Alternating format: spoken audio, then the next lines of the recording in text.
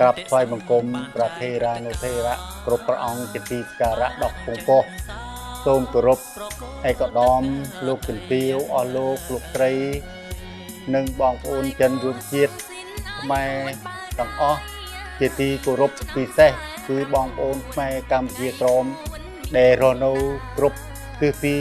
ទូទាំងពិភពលោកជាទីគោរពនិងស្រឡាញ់ដ៏ជ្រាលជ្រៅបំផុតថ្ងៃនេះយើងខ្ញុំប្រកាសណាខ្ញុំបាទក្នុងនាមតំណាងអយលេខាធិការដ្ឋាន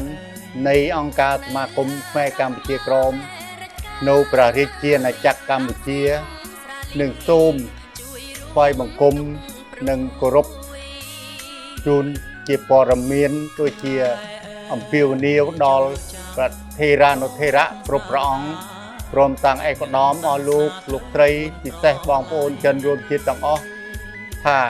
នៅថ្ងៃ4មិថុនាឆ្នាំ2025នេះអង្គការសមាគមខ្មែរកម្ពុជាក្រមនៅកម្ពុជានឹងប្រារព្ធពិធីរំលឹកខួប76ឆ្នាំ4មិថុនា1949និង4មិថុនា2525នេះជាខួបលើកទី76ឆ្នាំដែលយើងរស់នៅក្រុងអាណានិគម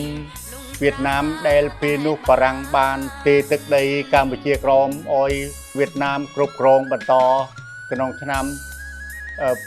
49នេះមករហូតដល់សពថ្ងៃនេះវា76ឆ្នាំដូច្នេះយើងខ្ញុំទាំងអស់គ្នាក្នុងនាមជាអង្គការសមាគមខ្មែរកម្ពុជាក្រមនិងបងប្អូនប្រជាពលរដ្ឋព្រមទាំងប្រសង់ខ្មែរកម្ពុជាក្រមដែលរស់នៅលើទឹកដីកម្ពុជាយើងនឹងប្រារព្ធពិធីនេះជារៀងរាល់ឆ្នាំប៉ុន្តែដោយសារថាឆ្នាំនេះយើងក៏ប្រារព្ធដូចរាល់ឆ្នាំដែរប៉ុន្តែសេចក្តីប្រកាសនឹងសូមជូនដំណឹងនិងអំពាវនាវដល់ព្រះថេរានុថេរៈគ្រប់ព្រះអង្គព្រមទាំងឯកឧត្តមអស់លោកត្រី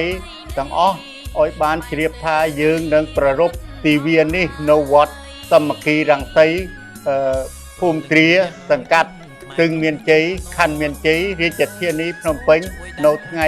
4មិថុនាឆ្នាំ2025នេះហេតុដូច្នេះយើងខ្ញុំនឹងសូមអំពាវនាវដល់ព្រះថេរានុថេរៈគ្រប់ព្រះអង្គព្រមទាំងឯកឧត្តមអស់លោកស្រីទាំងអស់ចូលរួមកម្មវិធីនេះឲ្យបានអធិកធមជារៀងរាល់ឆ្នាំដូចជាឆ្នាំមុនដែរហើយយើងខ្ញុំប្រកាសណាខ្ញុំបាទនៅទីនេះដោយសារថាយើងមិនអាចមានលទ្ធភាព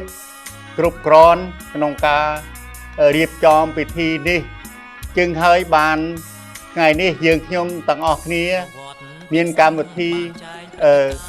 សូមអំពាវនាវនិងផ្សព្វផ្សាយព័ត៌មាននេះដើម្បីជូននិងប្រគេនដល់ព្រះថេរានុថេរៈគ្រប់ព្រះអង្គ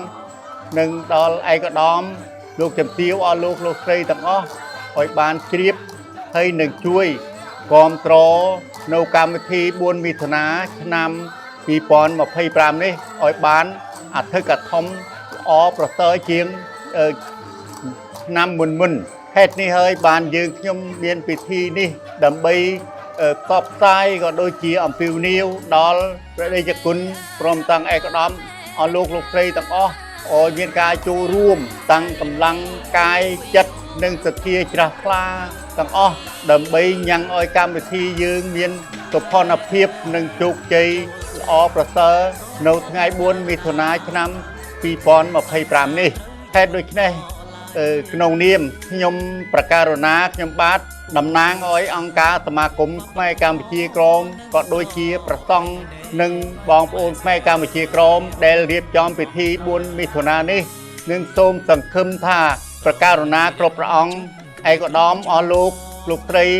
លោកជំទាវទាំងអស់នឹងចូលរួមកម្មវិធី4មិថុនារបស់យើងខ្ញុំនៅវត្តសមគ្គីរង្សីភូមិគ្រាខណ្ឌមានជ័យនេះឲ្យបានអធិកធមហើយនឹងញ៉ាំងពិធីនេះឲ្យបានជោគជ័យនៅថ្ងៃ4មិថុនាឆ្នាំ2025នេះទីបញ្ចប់យើងខ្ញុំតាំងនាមអយអង្គការសមាគមខ្មែរកម្ពុជាក្រមព្រមទាំងប្រសង់នៅពុទ្ធបរិស័ទ ខ្មែរកម្ពុជាក្រមនៅព្រះរាជាណាចក្រកម្ពុជាជាអ្នកផ្ដួចផ្ដើមបាននេះសូមប្រគេននិងឧទ្ទិសជូនពរនិងប្រគេនពរដល់ប្រធេរានុធេរៈគ្រប់ព្រះអង្គព្រមទាំងឯកឧត្តមលោកទាវអស់លោកស្រីនិងបងប្អូនចិនរួមជាតិខ្មែរទាំងអស់ទូទាំងពិភពលោកពិសេសគឺបងប្អូនខ្មែរកម្ពុជាក្រមយើងដែលបានធ្លាប់ចូលរួមក្នុងពិធីបិណ្ឌនេះសូមប្រកបទៅដោយពុទ្ធពរទាំងឡាយ4ប្រការគឺអាយុវណ្ណៈសុខៈនិងពលៈកំបីឃ្លាទៀតឡើយសូមអរព្រគុណសូមអរគុណ